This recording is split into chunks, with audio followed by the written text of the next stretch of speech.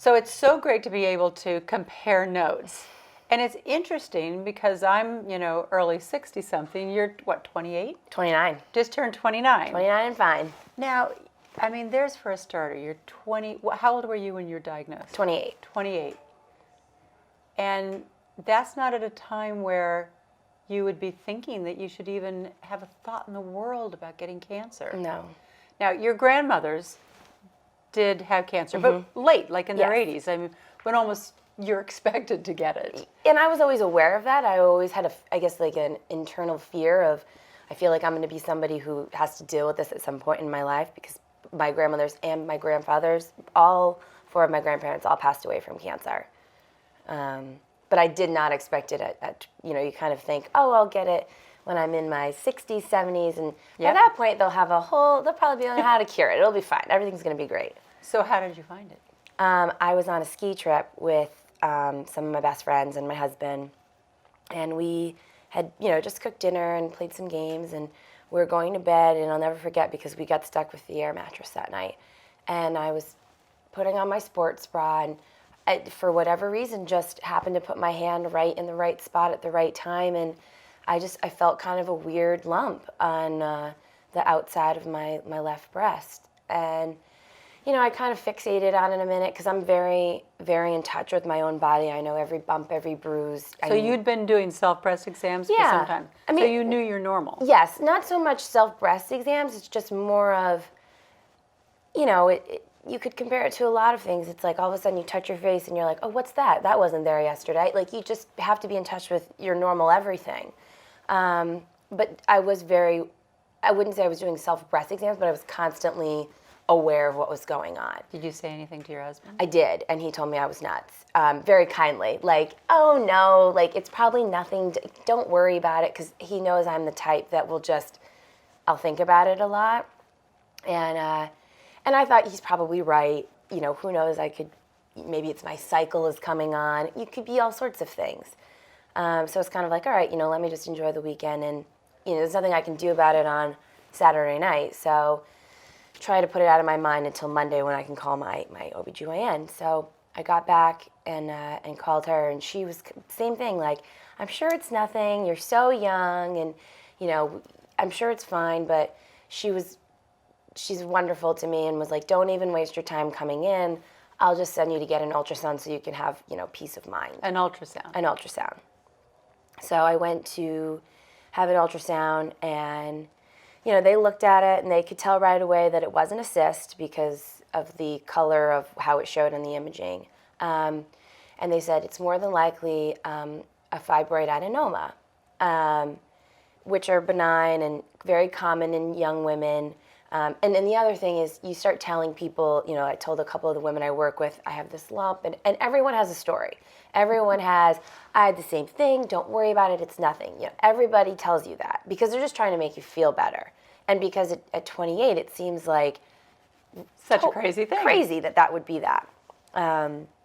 So they ended up bringing a radiologist in who said, it looks like this, but it does have kind of an unusual blood flow to it. So we want to, follow up on this. I think we want you to have a biopsy.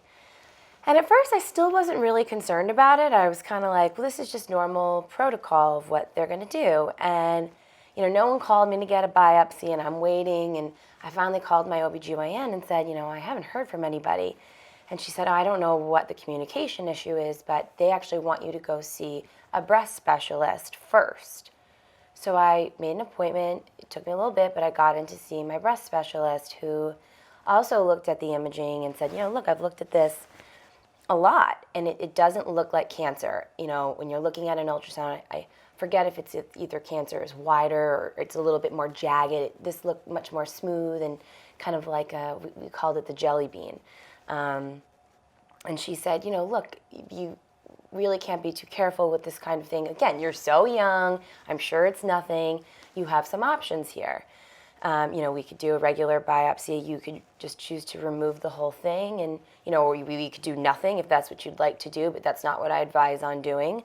Your choice. And I just sort of really went with my intuition and said, I know that this wasn't there 6 months ago. it doesn't feel like me, it doesn't feel like it's supposed to be there, not for vanity purposes, just because it feels like a foreign thing, I'd like to remove it. And you were also in very good hands, I should say. We had the same cancer surgeon, the same breast cancer surgeon, and who really explains Yes. everything to you and helps you understand it. And that makes it a lot easier. Yeah, and right? just very considerate of time and really kind of, there's not, you never felt like you couldn't ask the question in there, or she just is, she's amazing. So went in, had my excisional biopsy on, I believe it was February 24th. I try to remember all of these dates, you know. And they took it out. I came out of recovery and they said, looks just like we thought it was, looks like a little jelly bean. We'll send it to pathology, but we don't expect to see anything abnormal, you know, see you never.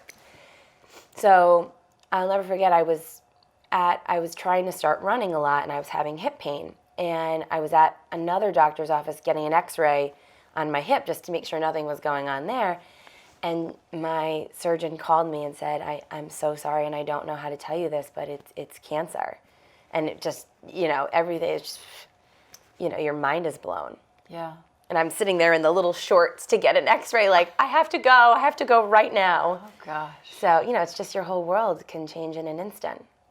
And that was Dr. Barbara Ward, Yes. your breast cancer surgeon. And so then what happened next? What was your therapy?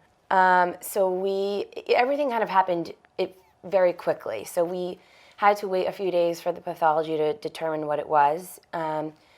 I think everyone was anticipating it to be one thing, and it kept coming back as something different. So I was a HER2 positive breast cancer, and the tumor was a grade 3 tumor, which is the most aggressive. Yes.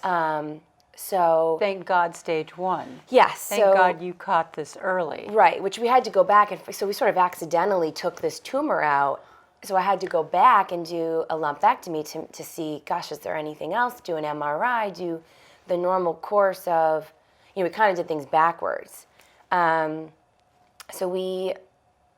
Anytime you have, from my understanding, if there's a HER2 or a triple negative cancer, you're getting chemo. Or they're going to suggest that you get chemo. Because these are the more, you happen to have the HER2, I have the Yes. triple negative. No one's going to take the chance. Yeah. So, and that was my, like, as a woman, your fear is, I just don't want chemo, I just don't want chemo, because of all the things that come to your mind with chemo.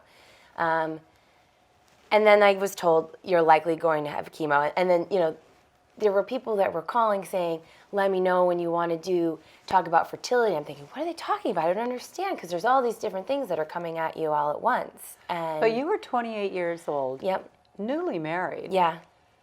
Hadn't had children yet.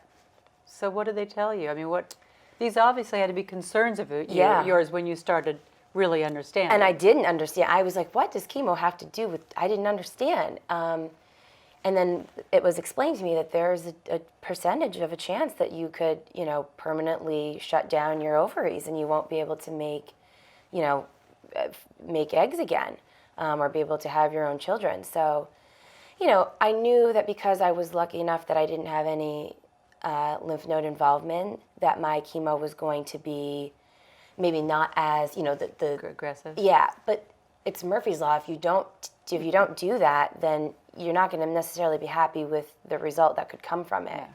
So that was very, very quickly. I would say I was diagnosed March 4th. I think I met with my fertility specialist. He came in on a Sunday to meet with me, and we went very aggressive very quickly.